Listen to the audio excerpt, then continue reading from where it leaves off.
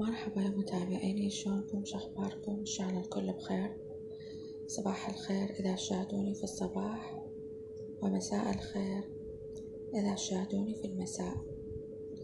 أنا طبعا اليوم عندي روتيني تنظيف البيت وطبخ، أنا حبيت أنظف البيت. أنا طبعا راح هاي البردات طبعا راح أوخرها، وخرت هذا الشباك وهذا الشباك الثاني راح أوخر. أنا راح أغسل الاستقبال، طبعا كله غسلته. خليت الزاهي وخليت شوية من المعطر، وكذلك هنا أنا غسلت البيبان. هاي باب الاستقبال غسلتها بنات، وهنا أنا هاي وراء السبلت هذا الكنتوري والشباك كذلك هم غسلته. تدرون الجو تراب وجونا مو كلش نظيف، يعني دائما نغسل احنا. وهاي هنا كله غسلته، وهاي كذلك باب الحمام هم غسلته، الحمام الخارجي. وبعد ما غسلت الحمامات هنا كذلك هاي الطاولات هم غسلتها ومسحتها. بنات هنا أنا بعد ما غسلنا البيت اشتريت هاي البردات، حبيت أشوف لكم يعني اشتريتهن. وهنا خليت البردات شكلتهن، وخرت القديمات وخليتهن الجدد. وبناتهم كذلك اشتريت فراش. هذا الفراش تريدي بشنو؟ هذا محفر، يعني من نبي محفر الفراش، فأجبني هذا اللون البيجي. أريد من عنده لون رصاصي فما لقيت هذا اللون البيجي. وهذا شكله طبعا بعد ما غسلت الاستقبال، هذا شكله. وشكله من الفراش اللي اشتريته والبردات اللي اشتريتهن. هذا طبعا المتر على 5 صار علي 105، فالخمسة نزلها إلى الرجال وطاني إياه على 100. وكذلك البردات مي الذهب. وهنا طبعا بعد ما نظفت، تدرون أنا دائما من أنظف أخلي البخور، وريحة البيت تطلع تفوح، ريحة البيت تخبل وتطلع وتنطي طاقة إيجابية. النظافة طبعا تنطي طاقة إيجابية. وهنا أنا طبعا بعد ما عطرت الاستقبال،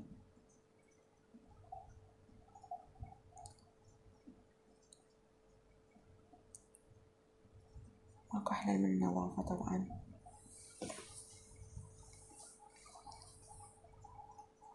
طبعا البردات القديمة أنا ذبيتهم بالغسالة أغسل بيهن، خليتهم بالغسالة. بعد ما عطرت الاستقبال هنا أنا كذلك الصالة هم غسلناها من فوق، تدرون من الطابق الثاني لحد الطابق الأرضي. وكذلك هم بخرت الاستقبال، العفو الصالة، بعد ما بخرت الاستقبال. وهذين كذلك طيور الحب عندي هم بخرتهن، كان عندي 4 ماتن 2 وظلن 2. هنا بنات راح أسوي شوربة صادفت صيام دحو الأرض، تدرون بها الصلاة وبها أدعية. هنا أنا بنات حمست البصل وخليت العدس بعد ما غسلته ونقعته، وضفت ماي عليه وضفت الكركم وضفت الملح. طبعا هاي الشوربة أسويها على كبة، بعد ما فرت عندي طبعا أديرن الكبة.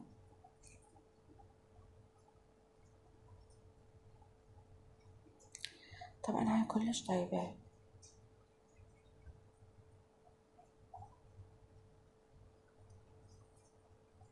هنا أنا خليت الكبة، وبنات من تفور وتستوى عندي الكبة. إيش أسوي؟ هاي الطريقة بنات تسوونها أنتم. أطلعها للكبة، أخليها يعني على جهة بغير ماعون، وأطلعها للكبة من تستوى عندي. هنا أنا بديت طلعتها. إيش راح أسوي؟ راح أهرسها، أهرس العدس. هذا كله هرسته بالهراسة.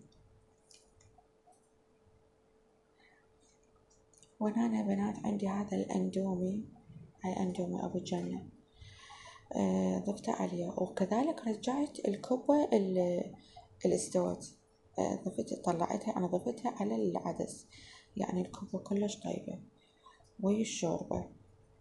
وضفت كذلك بهارات الأندومي، هاي بهاراتها حارة.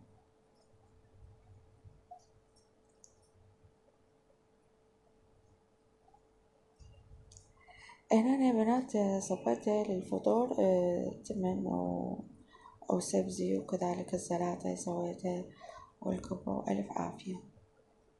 هنا أجني أخواتي سويتلهم ريوق، هاي ثاني يوم بعد ما تريقوا وكملوا. هنا أنا عندي طبعا هذا السمك، هذا طبعا بثواب أهلي وبثواب عمامي، بثواب أخوالي الله يرحمهم، كذلك بثواب بنت خالتي الله يرحمها، لأن أنا أحبها كلش هواي الله يرحمها. فهذا هنا أنا عندي هذا السمك طبعا راح أشويه. أول ما أبدي طبعا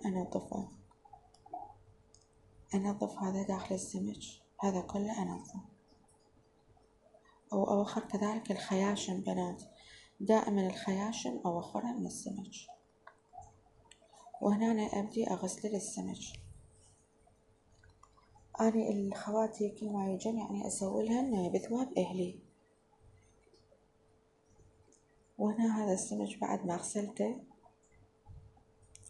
وكملته راح أطبخ طبعا تمن أحمر.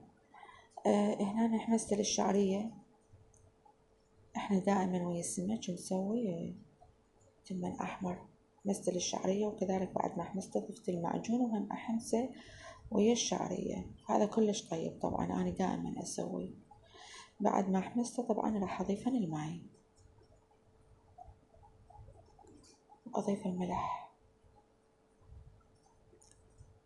وهنا أنا بنات هذا السمك ملحته وأخلي عليه الكركم وأدخله بالفرن.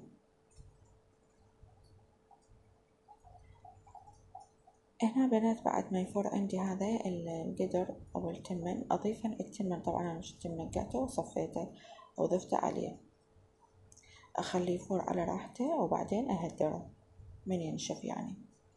هنا نشف عندي طبعا قلبته للتمن. هنا حضرنا الزلاطة، وبعد ما حضرنا الزلاطة هاي هنا أنا كذلك سويت معكرونية للعشاء، هاي العفو هاي للغدا. الزلاطة والتمن أحمر والروبة للغدا.